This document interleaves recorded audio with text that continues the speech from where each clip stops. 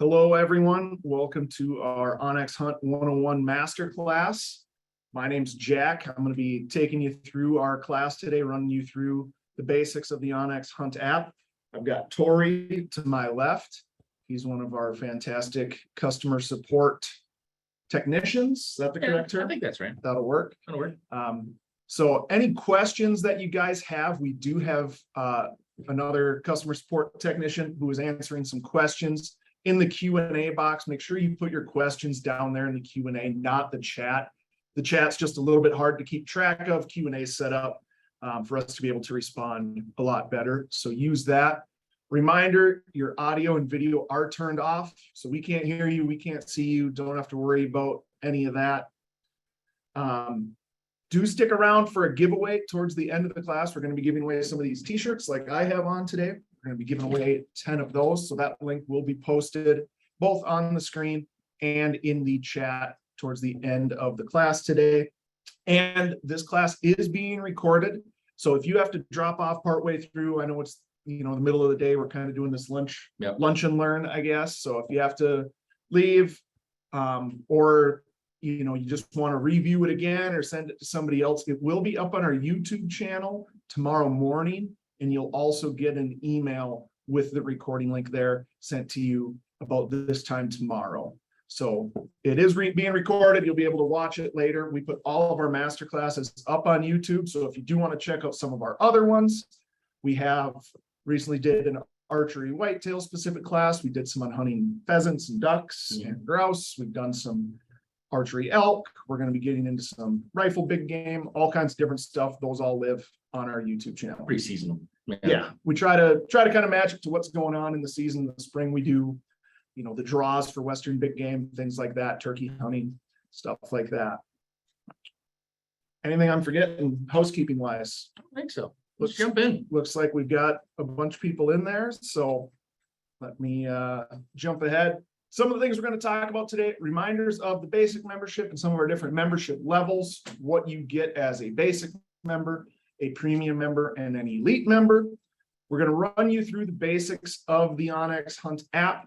So we're not going to be able to cover everything. There's a lot in there. What our goal is today is for you to be able to pull up the app, be able to see land ownership information, some of the other map data that we think is important, be able to save offline maps, be able to mark waypoints and track yourself. So that's kind of the objective, that by the end of the class today, everybody who's watching will be able to do that. And then we'll get into talking about, some of the differences when you upgrade that we don't touch on right at the beginning. And then if there's time remaining at the end, we'll do some Q&A stuff. Yeah. And if you have any specific, account questions for yourself, maybe it's a purchasing issue, or you just have something really specific about your own account, it might be helpful just to email us directly, help@onxmaps.com, and a customer service rep like myself or somebody else on the team will be able to get you all squared away. Yeah, that's a good point. We just don't quite have the bandwidth right now during the class to be able to dig in and diagnose some of those account questions and billing and stuff like that. So help@onxmaps.com is the best spot for that. All right, let's do it. With that, let's dig into the app. I'm going to share from my phone here, so stand by while that gets queued up. Like music or something. Yeah, we need something. All right, here we are. So I've got the onX app downloaded on my phone. I've logged in already, and when I pull the app up, this is what I see. This blue dot in the center of the screen is my location. So that's how you know where you're standing. And that's determined by GPS that's built into the phone. So that's why the app works even when you're offline. It's going to be as accurate as like if you have a handheld GPS unit, something like that. Works on the same system. If you pull up the app and you're not seeing your blue dot, so let me just move the map over here. I'm looking at it. I don't see myself anywhere on it. The easiest way to get back to your location is in the lower right-hand corner. There's that button that looks kind of like a crosshair. Some people describe it as a wagon wheel. If I tap that, you can see it turns blue and the map zooms back to my location. My dot's in the center again. So that's how you always find your location. If you tap that button and it says something about giving permission for onX Hunt to use your location or see your location. You do need to allow that. That allows the app to tap into your phone's GPS to show where you are on the map. If you don't give us permission to do that, we're not able to see where you are. Right. The next thing you can do with that button is if I tap it one more time, it goes into compass mode, or some people call it like a heads up mode. I've been seeing this question a lot lately. Been seeing a lot of people talking about this. So this is how you can see what direction you're facing. So as I'm just rotating my phone right now, you can see it move on the screen as well. It's super helpful. So like when you're in your rig and you're driving down the road, you double tap that location. And the idea is what's on the left on the screen, this should be what's left on the of you while you're using the app. Right. It's super helpful when you're driving or when you're hiking down a trail to be able to see, all right, we need to take the left fork or we need to turn here. Yeah, just kind of orient. Yep. And to get at, I was gonna say, to get out of that, you can just tap on the screen, tap on the map, or you tap on that location again, and it'll go back to north up. You can also tap the compass in the upper right hand corner there, and that'll bring you back to north up, like Tori said. Awesome. So what we're going to do next is we're going to kind of move along the bottom of your app screen. If you're looking at this on your phone, we're going to cover kind of from left to right. So we're going to start with the map layers. And this is really kind of the bread and butter of the onX system. This is really what, kind of makes it what it is and makes it so useful. And if you're not seeing the same kind of screen that Jack is, it may be worth your time to go to your app store, Google Play, or the iTunes store, and just double check that if it says update, you know that there's an update available. If it says open, we know that you're up to date. Jack's working with an Apple device right now, and it's pretty similar Android to iOS, but there are some kind of little different things. So if you're seeing something different than we are, just double check that you're up to date. Right. Yeah. If you're looking at yours and you're saying, hey, mine doesn't look like that, it could be there are slight differences, iOS to Android, but always double check and make sure you're on the most up-to-date version. So getting into the layers here, as a premium user, you're going to see layers in here. You're going to see one state. So right now I have Montana, which is where we're located. And then you have these other layers that are available nationwide. So things like current conditions, land and access, roads, trails, and rec. We'll get into some of those later, but that's what you should be seeing there. If you're not, double check and make sure you're upgraded. Those should be in there automatically. Might just say Canada when you open that up. You just need to scroll down like Jack did and just make sure you find your state and choose it. If you're still having difficulty, again, email us directly, help@onxmaps.com, and we'll take a look what's going on for you. So let's take a look at the state layers that are available. Each state's going to be a little bit different because some states have different programs and different data that they make available to us. So if you're not in Montana, you're going to have some different layers. But the layers that we have for every state are the private lands, the government lands. I think we have hunting districts for every state except for Illinois and Indiana because their deer hunting units are their counties. So that they do it that way. So you won't see that one for those two states. I believe those are the only two that are like that. I think you're right. And then possible access. So I always have my private lands turned on and my government lands. If yours aren't lit up green like mine are, there's just that switch there on the right where you can toggle them on and off. And that goes for all layers. That's how you can turn them on and off individually like that. I never turn off private lands, government lands, almost never turn off my hunting districts. And again, that may be different in your state. It may be hunt zones, hunt areas, game management units. Every state calls it something different. And then I also have the possible access turned on. So that's going to be private lands that may be open to recreation. Here in Montana, we've got a lot of timber company land. We've got a lot of, like around Missoula, there's the Five Valleys Land Trust. There's different land trusts. There's the Nature Conservancy. So they're privately owned. They're not public, but they will often allow public access. Sometimes they work out a deal with the state. Like a lot of the timber company land in Montana is, people hunt it, fish it, ride their bikes, hike, whatever. So It's not a guarantee that those lands are open. You do have to do your due diligence, maybe check out if it's Weyerhaeuser land, check out their website or something like that. But that's a good way to find those areas. Yeah, and it's good to mention that, at no point do we say where people can and cannot go, I mean, this is a great reference tool, but you do want to make sure that you're checking that it's going to be okay for you to go to that location. Right. We just had down in my elk hunting area last week, there's a fire closure. Mm. It's not something that we're able to have in the app just yet, maybe sometime in the future. Yeah. But we did check with the Forest Service and there was a big fire going and they closed the campground and a whole bunch of areas around it. Mm. I think it's open now because we got some rain luckily, but stuff like that. Safety first. Yep. And then the last Montana layer I almost always have on is the block management layer. That is Montana's walk-in program. So if you're in North Dakota, it's plots land. If you're in Kansas, it's WIHA, walk-in hunter access, which is just fun to say too, WIHA. A lot of states have these programs where it is private landowners that will, they're kind of almost leasing the land, not exactly, but they're opening up access to hunters, fishers. It's typically who it's for.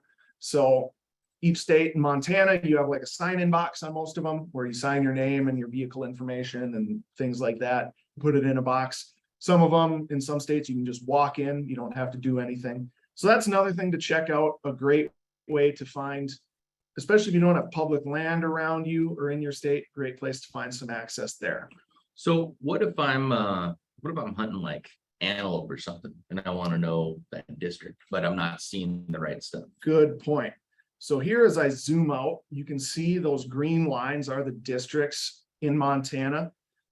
And each state, again, is a little bit different, but each state breaks their hunting districts down. A lot of Western states, especially by species. Wyoming is notorious for this. Wyoming does it to a degree that I don't think any other state does. You got a lot of critters. They do have a lot of critters. In Montana, we break them down into, like, this is our deer, elk, and lion hunt districts. So those are all the same boundaries, whether you're hunting deer, elk, mountain lion. If I want to hunt antelope, I can go, let me back up. I didn't show that. I'm here in my layers. I click on the view options under Montana hunting districts. And then I have all of these different species listed here. So that was kind of indicated by under the checkbox. You could see that there is a number and it had kind of looked like a stack of paper icon. So that's saying, hey, there's actually more information in this layer that you can select. Right. So Tori mentioned antelope hunting. I just tap that slider button that turns on the antelope hunting districts. If I close that menu out, you can see things have changed. There's no green lines in northwestern Montana because we don't really have antelope here. Right. If I move out more to the east, you can see those antelope districts. And you can only have one unit on at a time. Right. So you wouldn't, even if we let you, you wouldn't want to have antelope and deer, elk, lion, and bear, and turkey. It'd be confusing. Very confusing. Yeah. So if you're in Wyoming, we hear about Wyoming the most, and I believe their rifle opener is this weekend. Yeah, a lot of times they'll say, hey, your antelope layers are all wrong. Right. I can't find this zone. Yeah. A lot of times it's that sub layer. We just need to go in and change. The mule deer, I believe, is what we have on by default. I think that's right. Yeah. So you might need to change that. Couple other layers I just want to mention real quick.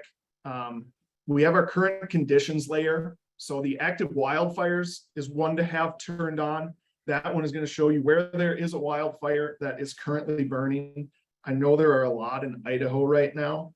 So as I zoom in a little bit, you can see those fire icons begin to pop. And if I zoom in, you can see the perimeter. That's what I was looking for. The perimeter of those fires. Every fire is going to have this because sometimes the Forest Service hasn't established a perimeter yet. So we don't have that data in there. But for this patrol point fire burning in the wilderness there, if I tap on the map, tap on that icon, I can see the name of the fire. I can see when the data was last updated. So it was updated today. I believe we do that.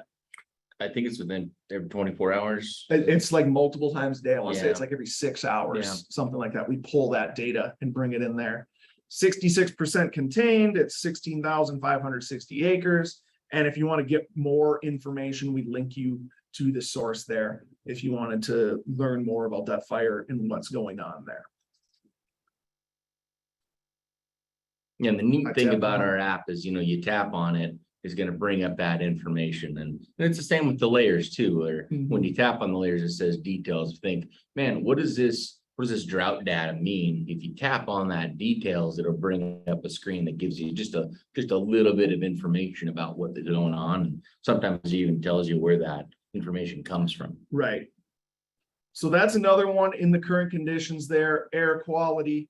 If you're hunting in an area that has CWD, which unfortunately is more and more places, you can turn on the layer CWD positive counties. That's going to tell you, it's going to highlight in kind of a pinkish red color counties where CWD has been detected.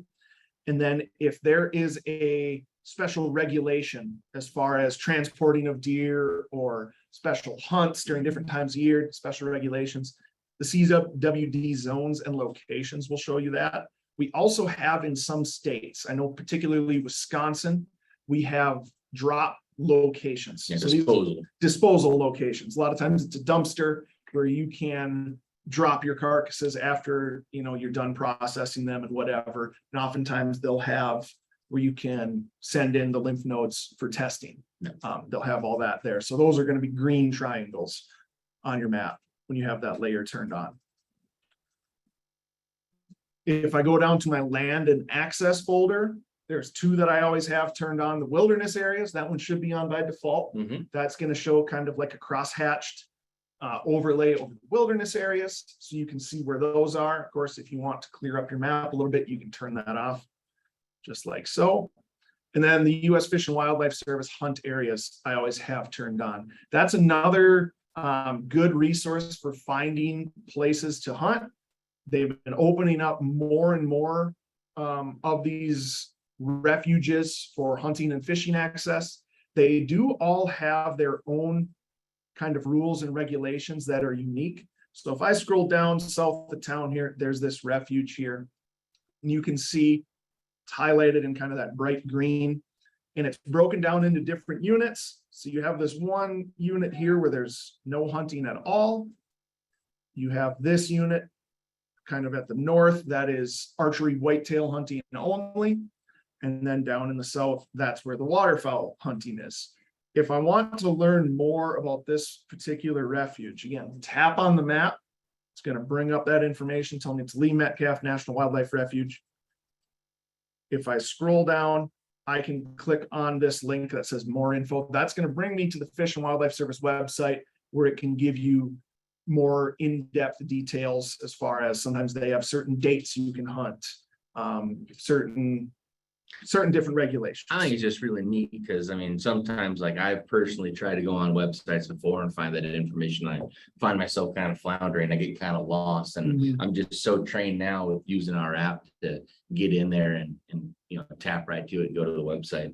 Another thing I'll say that I think is really cool about our app is all of us in the company could all be doing the same thing, and it could all look different because we all want different kind of layers on and what we want to view. So I think it's so neat how we can manipulate the map to really meet your specific needs. Right. You can really customize it. Yeah. Couple more layers I want to hit on. If I go down to my roads, trails, and recreation, I have my trails layer, trail slope, and trail mileage turned on. They are kind of what they sound like. The trails are going to show you they're predominantly non-motorized trails. So hiking, horseback, mountain biking. The trail slope is going to show you a color gradient from green to red. Green being flat, red being more steep, and yellow and orange in between. So you can kind of at a glance gauge, all right, how steep is this trail? What's it look like? Do I want to hike it or not? Yeah. Same thing with mileages. Can show you the distance between 2 points on a trail at a glance. Yeah, I think that's really super. Just being able to kind of visit it without having to go there and go like, geez, I don't want to go there, more or less take my family on this hike. Right. Right. Final two layers that I have turned on there, motorized roads and trails. So those are going to be predominantly on public land. Most of them are on Forest Service, is where we get a lot of this data. So those are roads that you can drive a motorized vehicle on. Some of them are open to passenger vehicles. You can drive your truck. Some of them are width restricted. So they're only for like dirt bikes and ATVs under 50 inches wide. Some of them are for side-by-sides, but not passenger cars. Again, the way to know that is to tap on the road. I'm going to find one here. You can see this purple road. If I tap on it, it's going to tell me the name of the road, how long it is, accessible by overland, which would be like my Suburban or Tories truck, high clearance 4x4 side-by-side ATV dirt bike. And it's going to give you the open and close dates. So in Montana, we close a lot of these roads during hunting season, just to kind of give the animals a little bit more of a fair chance to get away from people and to kind of provide some refuge, I guess, from the motorized Takes vehicle. pressure off. Yeah. Right. And that's, we're lucky to have pretty long seasons. And part of that is because we do restrict some of the roads during those times. But this road, you can see it's open year round. A lot of them will be. Definitely something you want to check out before you head out. Before we had this in here, I got a couple times where I drove out to an area and there was a closed gate there because I didn't realize, oh, this one doesn't open until May 15th or whatever it is in the spring. Yeah, on the map back then, it'd be like, well, it's a road. Right. And What do you mean it's closed? Yeah. And then the final one in there is the recreation sites. So those are going to be campsites, fishing accesses. We even have some breweries in there for after the hunt. So that's something I always have turned on as well. There's even points of interest in there, monuments, things like that. They're pretty cool. And the last thing I want to talk about with layers before we move on are our trees, crops, and cover. So this was rather new last year. At least a lot of these layers were. The two I have turned on currently are the timber cuts. So those are going to be predominantly on national forest land, showing you where logging has taken place. So you'll see the perimeter of the logged area, as well as when the logging took place, whether it was 2012, 2019, the year will be listed. And then oftentimes they have data in there as far as what type of cutting it was. Was it a clear cut? Was it selective harvest? Was it just thinning the timber stand out? So you can kind of get a sense what that looks like. The historic wildfire, I also have turned on. So that is those, remember those active wildfires, once those are put out, then they get put into the historic wildfire layer. Here you can see that's what this yellow area is on the map. This is the Lolo Peak Fire, South Missoula from 2017. I think so. Yeah. Let's find out. 2017 is when it started, September 17th. So you can, like anything else on the map, tap on it, you get the name of the fire, you get the acreage, you get when it started. Pretty popular layer for the morel mushroom hunters around here. Morel hunters, elk hunters, Yeah. All kinds of people. Have you ever found morels? I think I've maybe found two, but I've probably stepped over countless. I'm sure I've walked over hundreds of them. Oh, I just never really I mean, looked at them. that and sheds. Like I'm just appalled. I've never found a shed. Two. Yeah. Same trip, two. And I've probably just been sitting right by them countless times. I'm sure. And then you find the first one, you're like, oh, Yeah. then you see them everywhere. Yeah. Yeah. Hmm. Anyway, that was a good diversion. So that's the map layers, and that's not everything in there. There's a lot more in there. As far as the trees, crops, and cover, you've got different types of trees. You can see oak trees, aspen trees. You can turn on crops in there to see cornfields, wheat fields, things like that. That's getting a little bit into not like a 101, but a 201 maybe. So we're just going to leave that right there for now and move on. Last thing I say with the layers is if you're kind of playing around with it, don't be afraid to tap things, turn things on and off. If you all of a sudden open your app and it's got some kind of weird view, or maybe as you zoom in to a certain level and all of a sudden like things disappear, whatever, it's probably due to maybe a layer you have turned on. So it's really easy just to go into your layers, see, maybe some of those, maybe not a state layer, but one of those other kind of nationwide layers might have been toggled on, and just, I typically go through and turn it off one by one until you can kind of find that culprit. I've seen like precipitation create some issues with people. A couple of people calling it, man, every time it rains, this thing just gets all blocky. Yeah. That's because the precipitation layer is turned on, but Yep, yeah, don't be afraid to monkey with it. I mean, the more you use it, the more familiar you're gonna be. yep. So moving on, another question we get very often is, all this stuff is great, but the area I hunt, I don't have cell service, so it's not any use to me. We've thought of that. Most of the areas we hunt don't have cell service. Heck, some places in town don't have cell Right. service. So if you look below where it says hunt map layers, there's a tab that says offline maps. So when I tap that, that is where I go to save portions of the map for offline use for when I don't have service. You can see the top of my map here. I have some of these boxes.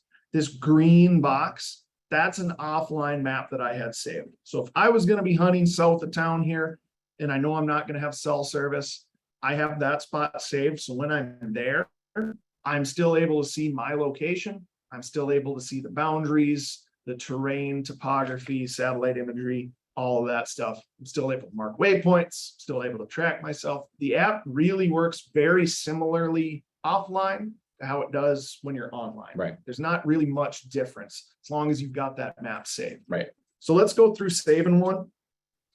First thing I'm going to do, let's get to a different area. Let's say I'm going to go hunt the Bob. I've never been to the Bob Marshall Wilderness. That's something I need to do. Oh, you wouldn't like it. It's beautiful. Yeah, it sounds awful. Yeah. So got my offline maps tab open. I tap new map. Then I'm taken to this screen. So whatever's within this red box is what is going to be saved. And I can still, I'm just using my finger right now to move the map around. I can still move it around, line it up exactly how I want. And then I also have the option to select the size of my map. By default, 10 miles wide is chosen. And that really is the best option for a lot of use cases. Mhm. If I go down to 5 miles wide, you can see the map is about a fourth the size. It's 25 square miles versus 100. See that math? That's good, man. It's going to give you a little bit better imagery resolution, but of course it's a much smaller map. So when I go hunt northern Minnesota for deer with my family, we're in a pretty small area. We have our stand set. We're not going to be traveling out of there. You can get away with that. I use a 5 mile map. Sure. When I'm hunting Montana, I use the 10 mile maps, and then I'll save a bunch of them, and I'll show you what that looks like. You can save, I'm just going to save this first one here. And you can see that green box there, and it's a little faint right now, meaning it's still downloading. I can see that down here at the bottom. Once it's completely downloaded, it'll turn a brighter green. Just did. So let's say, Bob Marshall's a big area. I need more space than that. I can see my green box there. I go in to save a new map, and I'll have just a little bit of overlap, and I'll hit save again. So I can kind of, some people call this quilting them together or making a grid where you can save boxes that touch each other, overlap just a little bit to save a bigger area. And while you're in that save process, at the top of the map, you might have noticed it said the map, and then it had today's date and the time that we're saving it. That's how they're going to default to save. But you can say, you could rename that map at that point. Jack could go in there and save it as Bob.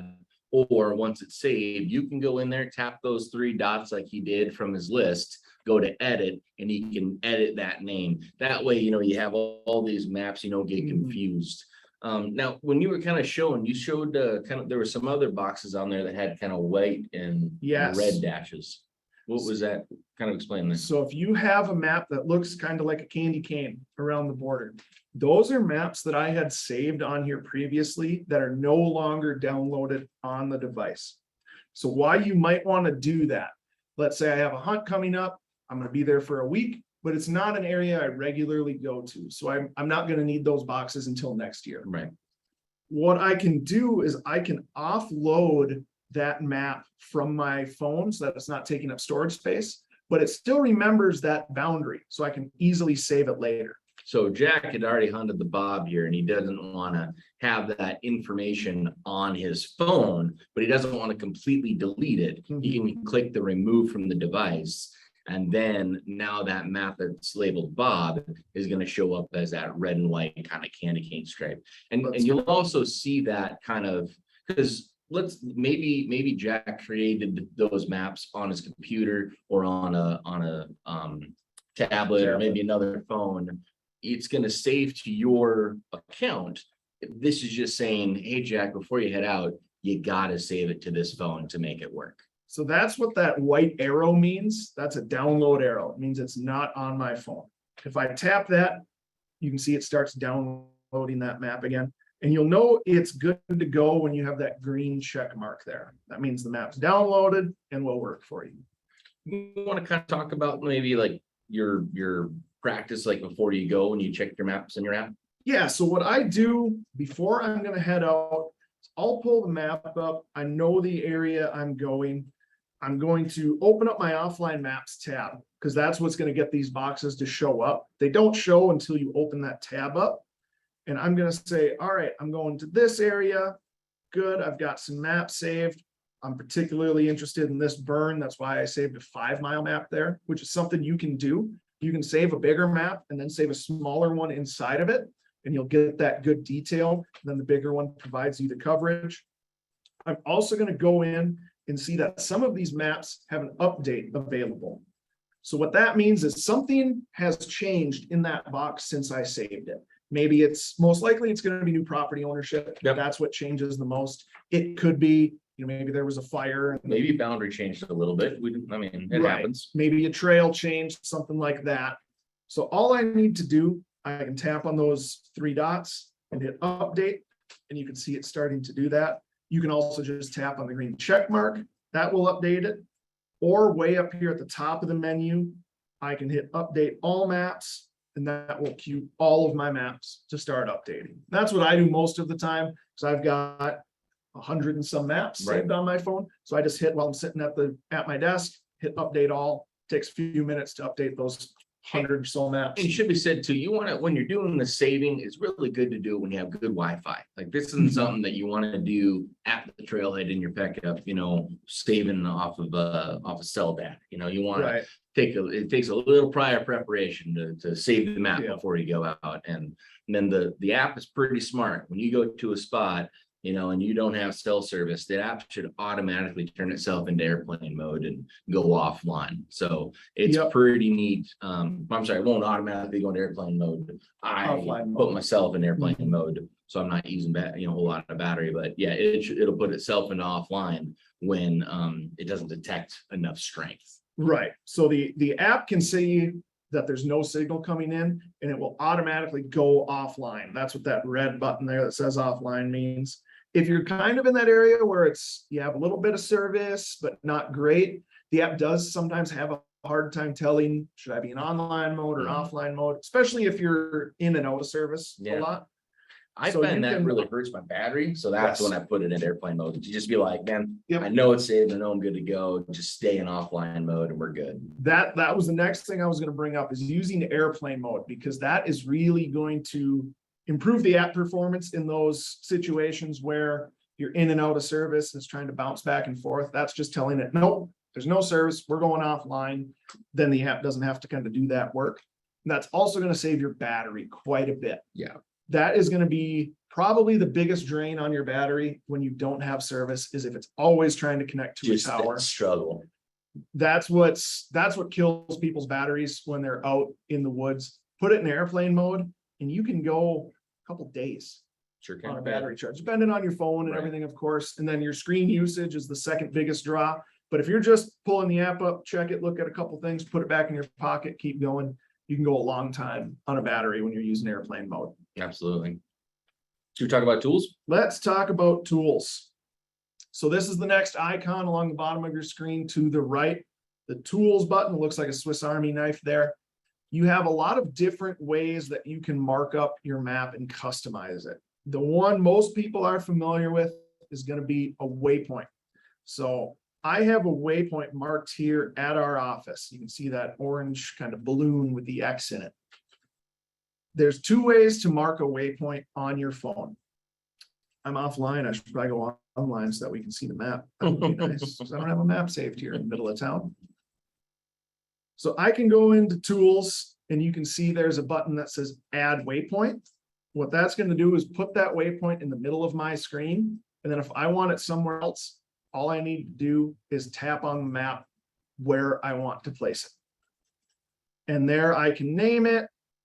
Let's say it's Thursday today. I can customize it. So I can put a different icon there. So I very rarely use just the default X, because when I first started with onX, A lot of X's. a lot of X's. And then when I go back later, my map is full of X's. I'm like, Right. what does any of this mean? So I can mark an elk, a dog, a hiker. We have rabbits in here, tracks, trails, the truck. I use that every time I park. I mark a waypoint on the truck. I'll name the waypoint, parking area or truck. Set the icon, and then I can change the color as well. Now, this is another good way to organize your waypoints, especially once you get in and you start having hundreds of waypoints. I think I just over 1,000 Yeah. markups. Everybody kind of has their own different color system. So I'm going to make this one white here. That's where the truck's parked. I do mine kind of differently than most people. I'm coming to realize I don't do it by year, I do it by species. So all of my elk waypoints are one color, and whether it's an elk icon or a wallow or a glassing area, I make them all brown. My deer areas are all like the default orange, because that's what I tend to hunt the most. So it's just easy for me to always have that default one. My waterfowl ones are green. My turkey ones are kind of that turquoise color. Like that turkey? I do. Turquoise. Yeah. Yep. That way I can look at a glance and be like, all right, I want to go chase. I've been grouse hunting a lot. Those are all yellow. Just look for my yellow waypoints from years past and say, oh, I'm going to check out this area or that area. What a lot of people do, I know Dylan here at the office does it by year. So he's got all of his elk spots color coordinated by year. So it's yellow. 2019 is yellow, 2020 is red, 2021 was blue, so that he can easily tell, all right, last year, this is what was going on. 2 years ago, this is what was going on, and kind of make sense of it that way, which is a good way to do it. Sure. I've had it a few times where I'm like, oh, yeah, there was elk here. And then I look and I'm like, oh, that was 3 years ago. Yeah. Maybe things have changed. Right. Make it however you want it. It's really up to you. That's the cool thing. There's no real right or wrong way to do it. I would say the only wrong way is to never customize it, Yeah. never change the name, because you're just not going to remember. At least I'm not going to remember what was going on there. And there are ways, we'll show that later, where you can not see it. Like Right. if you don't want to see all of 2020's content or 2021, like there are ways we can turn that off. But And if you do have a bunch of waypoints marked, you can always edit them. Tap on the waypoint, hit that edit button at the bottom. That's where you can go in and change things. You can add a folder to it. You can add notes. I do that quite a bit, where I'm like, oh, nice elk rub, September 21st. Yeah. And then next year, oh, another nice elk rub, September 13th. Yeah. Whatever. I just made that up. what color did you use for this year's elk? Yeah, all my elk are brown. Hmm. It doesn't matter the year. A lot of brown ones this year. I haven't seen that many. Okay, that's fair. But- same. It's A very. bit of a touchy subject. That's fair. Okay. The other way to mark a waypoint, which is what I use more when I'm actually hunting, is to go into tools and hit the button that says mark my location. So what that does is it's automatically going to put that waypoint where I'm standing. So I will use that, like I said, when I'm at the truck before I leave, mark a waypoint. If I get to a glassing area that I want to save for later, mark a waypoint. Say, or a tree stand or a duck blind. Say I shoot an animal and I find blood, I will mark waypoints like all along that blood trail. And we'll talk about the tracker in a little bit too. It's another way to do this. And to clarify, this is marking where you're currently at. It's not where the map is looking at. So Yeah. I've talked to some people where they say like, man, I'm making these markups and they're not even close. Well, a lot of times is if they hit the add waypoint, it's going to, start that waypoint on the map where we happen to be looking. A mark my location is going to drop it where you're currently at. So we didn't even see it on the screen just a second ago. Jack was on a different location, but it did in fact create a markup right here where the blue dot is located. Yeah. So that's the difference between the mark my location and add a waypoint. I think mark my location is super nice. I've been in the boat before, like just grab my phone and look up, I'm like, oh man, there's a big herd right there. I'd mark my location just right away. And then I, don't need to like go through and label it and everything else at the Right. time. Yep. I lost my train of thought. Next up, Yeah. tools. You have a line distance tool as well. So I go in there. I'm just going to move away from our location and zoom out so we can see this a little better. You can see I have this faint crosshair. Let me get out of town here so we can see this better. Too much stuff on the map.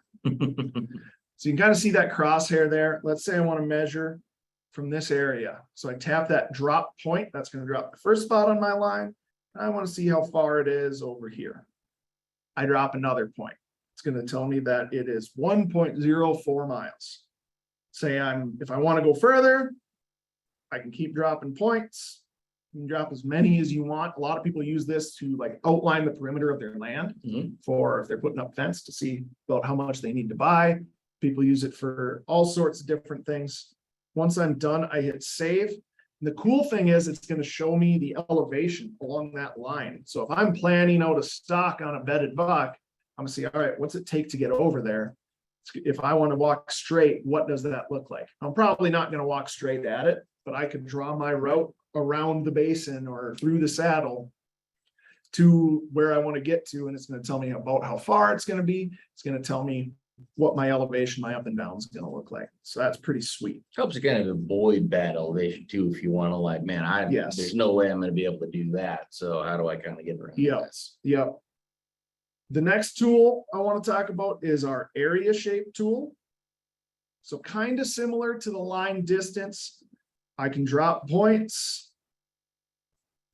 But then as you see, as I drop more, I can draw boxes or whatever shape I want on the map. So this is cool for a number of different reasons. What a lot of people use them for is if they're planting food plots, so they can see how much fertilizer do I need to buy? How much seed do I need to buy? How big is this food plot? When I tap on it, it's going to tell me 297 acres. The perimeter is 2.74 miles. And what also is cool is, let's say I'm a big whitetail hunter and I've got a bunch of different food plots planted in different stuff. I've got soybeans, I've got brassicas, I've got sugar beets, I've got whatever. I can color code these just like I can do with waypoints. So people will have their soybean fields in one color, they'll have their brassicas in another. Maybe they have some clover, they plant it, right? So again, you can customize it, you can name it just like you can any of the other markups to really customize it to what you want it to be.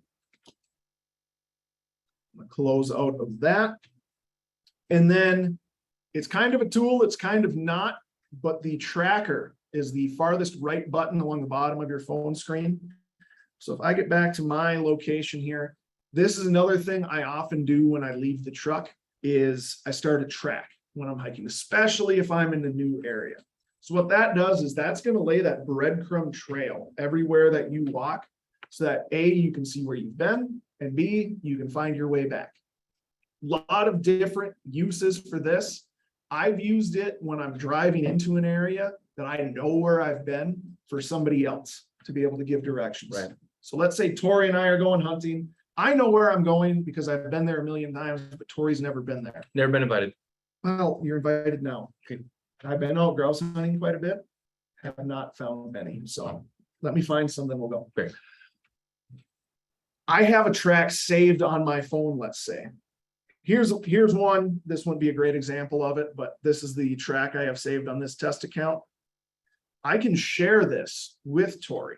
So I can tap on the track, hit this share button, hit share, and then I'm not going to keep going because then you'll see all my contacts and they probably don't want that in there. But you can, and you can do this for waypoints, you can do this for lines, area shapes, tracks, Content. all of your markups, all of your content, you can share with somebody. So I can share this to Tori. I'll text it to him is the most common way. You can email, you can Facebook it, you know, anyway, it's a link that you send to them. Tori gets it on his phone. He taps the link and this track will show up on his map so that he can see the route he needs to drive to go. I could do it with waypoints. If we're going deer hunting, I'm like, here, sit in this stand. He's got the tree stand. Maybe I had walked in there and run a trail like, hey, walk this way so that you're not spooking deer, so that you don't go through this swamp and get all muddy. Right. Super useful way to do that, especially if you're hunting in a group, if you're hunting with kids, hunting with a novice hunter that you really want to show, here's where you go, here's how you get there, here's how you get back. And if you're having difficulty with that share, again, make sure that your app is up to date. And your version of your operating system is up to date, and same with the person you're sharing with. And let's say you're sharing with a friend or family member that does not have onX. What it'll do is it'll prompt them to go to our app store, create a free 7-day trial, and then that content will show up in their content. They'll be able to see that. So that's kind of a neat way to introduce people to our app too, that, Yep. if you're excited about it, hopefully you are, you want to tell everybody else about it. So Yep. neat. Final thing with the tracker I want to touch on is what happens to all of us more often than we'd like to admit is we get back to the truck and we forget to turn the tracker off. So I get on. I've done this a lot of times and ended up with tracks going down the highway back to town that I didn't really need. But we did it so much that some of our engineers got together and built a fix for it. That's the trim track tool. So along the bottom of my screen here, you see all these different options. If I scroll over, I tap the one that says trim track, and now I can delete portions of this track just by sliding this red slider, or I can do it from the other direction with the green one. So if I start it too early, I can delete that. So let's say I trim this a little bit and I hit the save button. Be sure you have it where you want it, because once it's trimmed, there's no going back. This is the one thing we can't take back. So that Yep. little bit that Jack just trimmed off, that's gone. we can't replicate that. If you accidentally fully delete content, email us, help@onxmaps.com, and we can help you restore those accidentally deleted things. Maybe you're like trying to clean things up, and instead of hiding it, you accidentally deleted all your stuff. You're like, oh man, that was all 2019. Reach out to us and we can help you out. But something like a trim track, Yeah. at this point, that's gone. So waypoints, tracks, anything that you delete, we can restore for you, but the trimmed portion, we can't bring back, unfortunately. So I'm going to stop sharing on my phone here so that we can get back to, I want to show the web map, which is on the computer, which comes with your account. Yep. You have access on the app on the phone, which is what the majority of people use most of the time. But an underutilized portion of the onX system is the web map. Great for planning, bigger screen, be able to Yep. see a little bit more. So how you get here is you go to onxmaps.com. There's going to be a login button in the top right corner. I think it says open map. You'll select the hunt map. You put in the same email address and password that you used on your phone. Use a different one, it's not going to work. Right. Got to be the same email and password. And then you're going to be taken to a map that looks like this. It's the same map, it's just on a bigger scale. So why this is useful is particularly for scouting. I use this a lot. So I can just see a bigger area. I can get into more detail. And what's really cool, we'll get to the 3D map here in a little bit. One thing I wanted to touch on that is something you can do both on your phone and on your computer is change your base map. So you can go from a satellite base map. So I just clicked that satellite button, I zoomed in, you can see satellite imagery like we're all used to seeing. If I click on the topo map, that's kind of the old school, almost paper map look. That shows me those contour lines. We've got some shading so that you can get a better sense of what the terrain looks like. And what I use most of the time is the hybrid. So that is your satellite map on the bottom with those topo lines. Kind of best of both worlds. On the top, best of both worlds. And what's really cool is recently we put in, you can see these blue lines are all the waterways. So you can more easily see those Possible creeks and water there, rivers. yeah. Yep. And these might be what are called like ephemeral streams where they only run, there's only water during the wet months. So here in Montana, they might only have water from, snow melt through July or August, and then they're dry right now until we get some more rain. But still gives you a good idea of, hey, maybe there's water here. If I need water, animals need water, it's typically more vegetation there, more cover. Yeah. Cool thing to check out there. And then I mentioned 3D earlier. In this same area, I'm just going to go to satellite for now. I click that button that says 3D map, and you can see my map tilts here and goes into a 3D view. And as I zoom in, I can begin to see, whoops, accidentally queried the map. I can begin to see what that terrain looks like. I can use, let me get in over here. And these base maps are available on your phone and tablet also. Yes. So you have the ability to go in there and you do have 3D option on the Android and iOS. I believe with Apple, some layers still aren't compatible with the 3D, so you'll see that message. So if for some reason you're like in 3D, you're like, I'm not seeing my information. That's probably why. If you toggle it back to 2D, those layers should pop back up. Yep, very good point there. So 3D map is super cool because no matter what, I've gotten better at looking at topo maps. It still is a lot easier to visualize what the country looks like when I'm looking at that 3D map. So here we're obviously in a pretty mountainous region, Western Montana. You can see a lot of use there, but let's say we go, I'm just going to get out of 3D here for a moment. Let's say we go to a flatter part of the country. You say, well, Jack, that's great, but I live in the Midwest, someplace where it's not mountainous. Well, that's where I grew up in the great state of Minnesota. So let's go over there. And this is an area I know pretty well. That's relatively flat, does have some hills. Some bumps. I mean, come on. Let's be honest. Yeah. So I'm going to zoom in here and I'm just going to go into 3D mode. Not a whole lot going on, right? As I zoom in, I can see maybe a little bit. There's some undulations in here, but not super helpful. What we built in is this 3D elevation exaggeration. So this slider button down here, you can see as I move it over, it just exaggerates the elevation changes.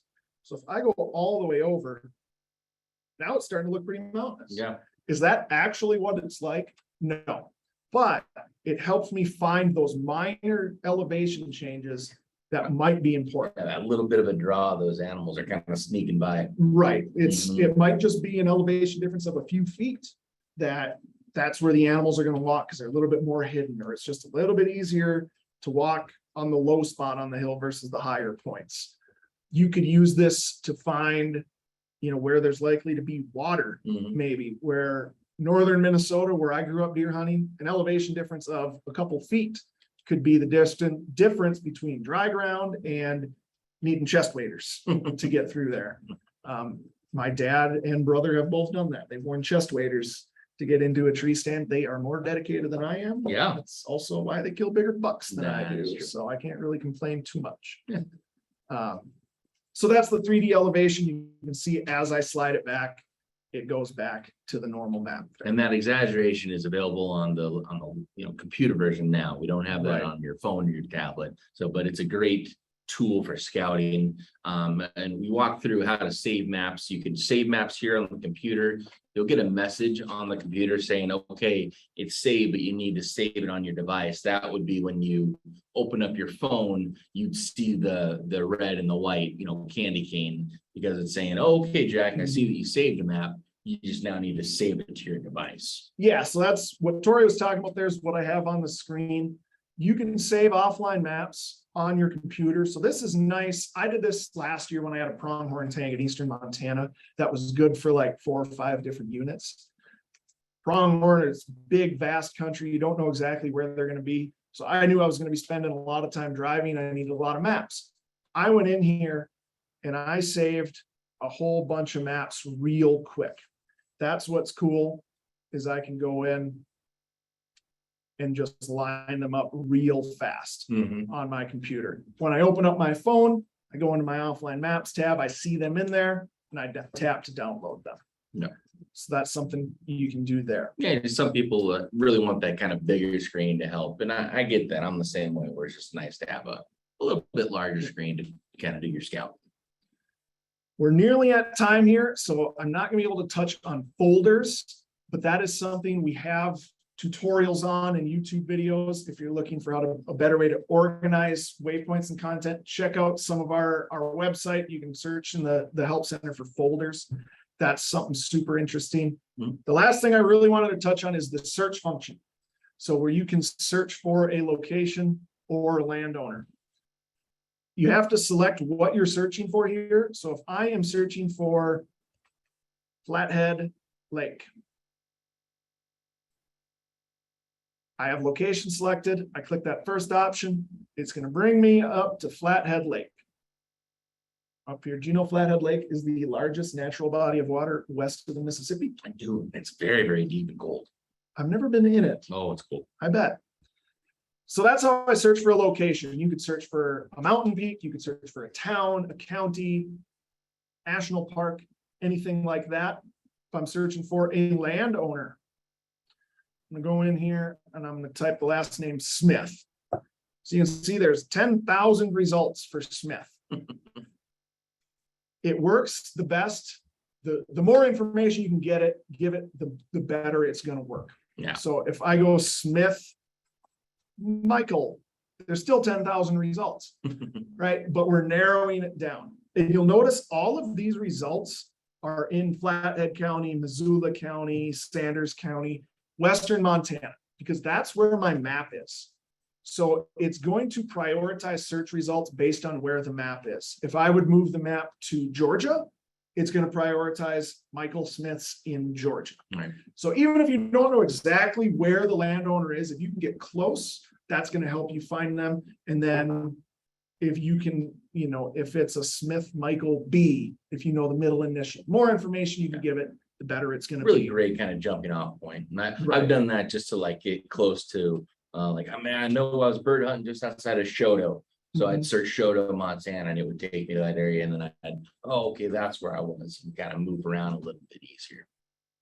Let's go to Shoto. Yeah. Awesome. And then, so one thing back to landowner, let's go Smith again.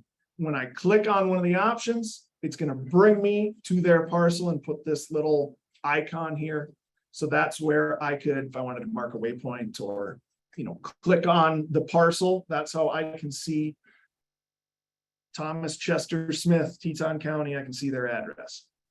That's how you can find a landowner's contact information, their tax address, if you wanted to contact them. And again, you can do this on your phone as well. Works the same. We're just showing it on the computer here, just for the little bit bigger screen. Yeah, if we're provided a tax address, we like to put that in there, but we're not gonna ever put phone numbers or emails to contact, the landowner. Man, I can't imagine if I had like 70 acres of prime hunting, how many contacts I'd have. I'd hook it up to a fax machine and call it good. I've heard some ranchers in Montana, they get hundreds of calls a day from people wanting to hunt elk or hunt deer or something, which would, I'm not in that position, but I could see it. This, having the ownership information, I think it really helps with that, hey, mister, you're going along, and especially if you're chasing something, or if it's up against, public land, and it might be good enough to be like, hey, are you Jack? I'm chasing this buck I wounded. Is it okay if I cross over? Most landowners, they know that they're gonna let you go get your animal, but always make sure that we're asking for it, asking permission before doing it. Right. All right, so that's going to kind of wrap it up for us today. Just wanted to go over a few things, and then we'll get to the giveaway as well.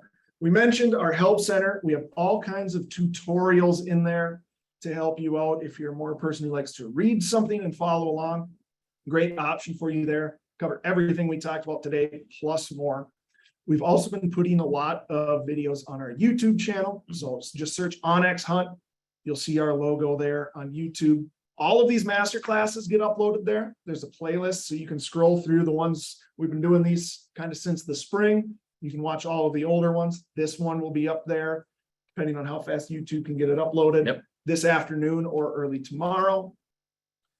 Our customer support center is full of great people like Tori and Dan, who is helping us today. You can email them. help@onxmaps.com is probably the best way to get a hold of them. They answer every question within 24 hours, basically, right? So if you email us tonight, you'll get an answer tomorrow. Great folks that can help you out there. And then, of course, we've got more master classes coming up. We do these 101s at least on a monthly basis. I think in October, we're doing a couple of them. So we do these. If you want to run through it again, you can watch it again. If you want to send it to a buddy, say, hey, you need to check this out because you're the person who knows how to run onX and your friends don't, direct them there. For anybody in this masterclass that does not have an onX Hunt subscription, so if you don't have a premium or an elite subscription, we've got a 30% off discount for you.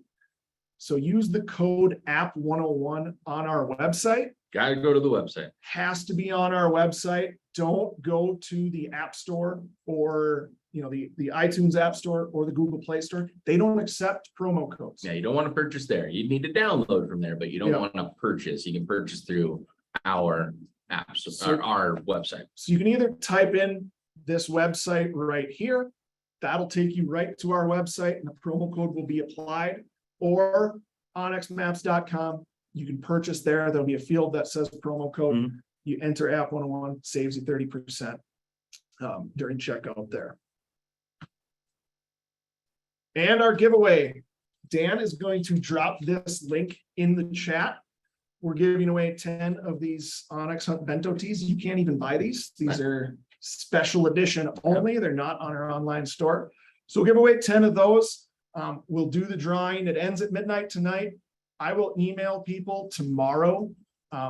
So if you don't get an email from me tomorrow, unfortunately, you weren't the winner. If you do get an email from me, it should be self-explanatory. I'm going to tell you you were one of the winners. Yep. Then we'll get the shirts mailed out to you. It sometimes takes a couple days to get those out of fulfillment and out to everybody.